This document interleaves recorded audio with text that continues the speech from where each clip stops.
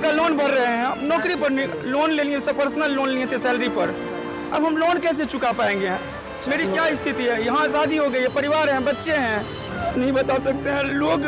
मतलब इतना डिप्रेशन का शिकार हो गए ना कि बता नहीं सकते हम। Hello friends, BEd versus BTC में जब से ये पटना हाई कोर्ट का फैसला आया है कि बीएड वाले, जो कि 2020 वाला मामला था जिनमें उन्होंने ज्वाइन किया था छठे चरण के तहत, उन लोगों को अभी जो है बाहर किया जा रहा है।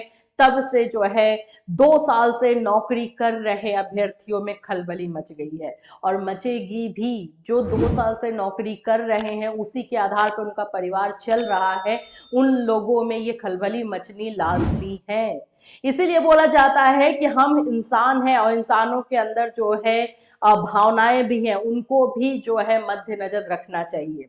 तो आज हम ये बीएड वर्सेस बीटीसी मामले में जो उन अभ्यर्थियों के लिए बात करने वाले हैं जो छठे चरण में है और जिनको बाहर किया गया है, आगे क्या रास्ता क्या हो सकता है उस पर भी बात करेंगे। एंड कोर्ट ऑर्डर में जो 2-3 वर्ड बोले गए हैं, 2-3 लाइन ऐसे हैं जिसके ऊपर जो है एक घमासान मचा हुआ है, उस पर भी बात करेंगे। सो फ्रेंड्स, चैनल पर पहली बार विजिट करें तो चैनल को सब्सक्राइब कर लेना, बेल आइकन को हिट कर देना।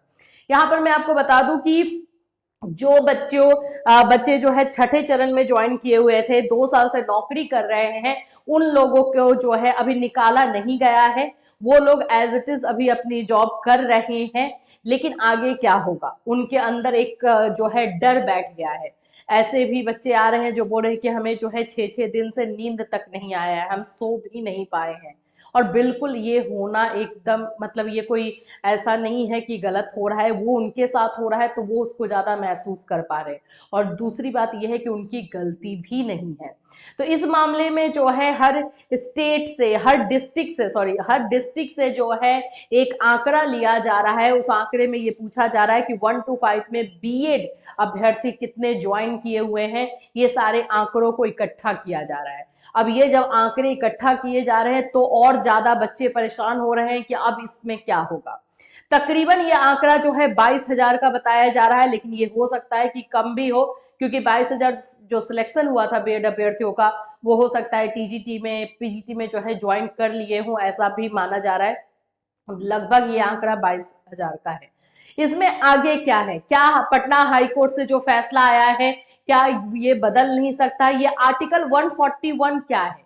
ये 141 के तहत जो है जो फैसला सुनाया गया है, इसमें किस तरह से पटना हाई कोर्ट बंधी हुई है, ये चीजें आ रही हैं। देखो, सबसे पहले तो मैं आपको इस ऑर्डर के बारे में बताऊं कि इसमें जो जो चीजों पे है। सबसे पहली बात है, यहाँ पे बार बार जो है राजस्थान हाई कोर्ट के मामले को, राजस्थान हाई कोर्ट में जो फैसला हुआ था उस मामले को उठाया गया है। ये आप क्लियर तौर पर जो है देख सकते हैं। We find absolutely no reason to permit the notification issued by the NCT, which is challenged in the above batch of read petition to be acted upon, though the selection is prior to the judgment of the Honorable Supreme Court. देखिए, ये मामला जो है उठाया गया था Rajasthan high court में और वहां से जो है फैसला भी आ गया था। 2021 में ये फैसला दे दिया गया था कि जो 2018 एनसीटी का गैजेट है वो जो है सही नहीं है, उसको क्वेश करने की बात जो है कह दी गई थी। अब देखो, ये भी आप लोग बोल रहे होंगे कि ऐसा क्यों हुआ था। देखो, इसमें एनसीटी का भी है गलती कि वो जल्दबाजी में बिना पूरा प्रोसेस फॉलो किए एक गैजेट को जारी कर देते हैं और उस गैजेट के तहत बहुत सारे बच्चे बीएड कर रहे हैं और उसके बाद वो नौकरी कर रहे हैं। अब उनकी नौकरी जो है खतरे में है। ये पटना हाई कोर्ट वाला मामला कैसे इसमें जो है फिट हो रहा है वो समझने की कोशिश करना, क्योंकि इन लोगों को जो है ये जो पूरा नोटिफिकेशन का प्रोसेस और ये सारी चीजें जो हुई थी और जिसके द्वारा ही, जिसके अंडर ही जो है बच्चों ने ज्वाइन किया था, वो मामला जो है अंडर आ रहा है, इसके अंडर में आ रहा है, जो कि हम बार बार कह रहे हैं कि अगर कोई भी मामला किसी भी फैसले के अंडर दे दिया जा रहा है तो उस फैसले का इम्पैक्ट उस पर पूरा दिखाया जा रहा है। एंड राइट टू लाइफ वाला जो पॉइंट था वो इसी जगह पे खत्म कर दिया जा रहा है। अगर ये किसी भी फैसले के अंडर में रख दिया जा रहा है तो राइट टू लाइफ वाला जो है जो पॉइंट रखना है वो खत्म हो जा रहा है। पटना हाई कोर्ट से जो आर्टिकल 141 की बात हो रही है, जिसमें ये फैसला सुनाया गया है और ये बात भी कही गई है, पटना हाई कोर्ट में बार बार एक ही बात कही गई है कि हम बाध्य हैं, हम जो है सुप्रीम कोर्ट के फैसले के अकॉर्डिंग फैसले के तहत जो है बाध्य हैं, और आर्टिकल 141 के बारे में जो बात हुई है वो यही कहता है।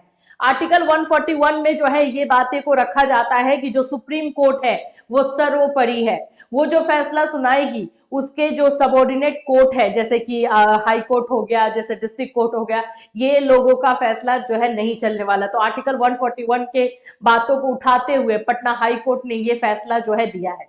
दूसरा पॉइंट यहाँ पे ये उठा था, क्योंकि इसी से रिलेटेड अभी मामला जो है कोर्ट में चल रहा है, जिसमें कि क्लैरिफिकेशन की बात हो रही है, तो उसमें भी पटना हाई कोर्ट ने ये क्लियर किया था कि यहाँ पर ये क्लैरिफिकेशन वाला मामला इसलिए नहीं आएगा कि ये अंडर दैट डिसीजन जो था, और इसलिए इसको रखा गया था, इसके वजह से जो है ये चीजें जो है सामने नहीं आएगी। बट बच्चे हमसे पूछ रहे हैं कि क्या कोई रास्ता है। देखो रास्ता वही है, अर्नब घोष वाला फैसला अगर पॉजिटिव आ जाता है तो आपके पास एक रास्ता खुलेगा सुप्रीम कोर्ट का दरवाजा खटखटाने के लिए। पटना हाई कोर्ट में अब इससे जो है रिलेटेड कुछ भी नहीं हो सकता, क्योंकि उन्होंने साफ साफ जो है अपने हाथ को खड़ा कर दिया है, ये समझ लो। तो यहाँ पर अब एक ही रास्ता बचता है, वो है सुप्रीम कोर्ट का।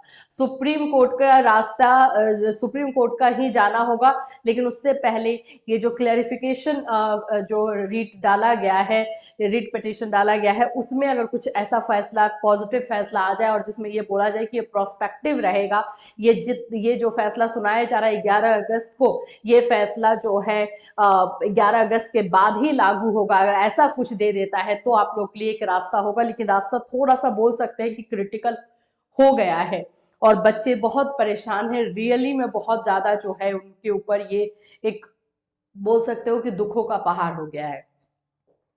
अब इसमें जो है अब क्या रास्ता है, एक रास्ता तो हम आपको सुप्रीम कोर्ट की तरफ दिखा रहे हैं, दूसरा रास्ता जो कि सबसे ज्यादा बिहार के अभ्यर्थियों के लिए इंपॉर्टेंट हो जा रहा है, वो है सरकार।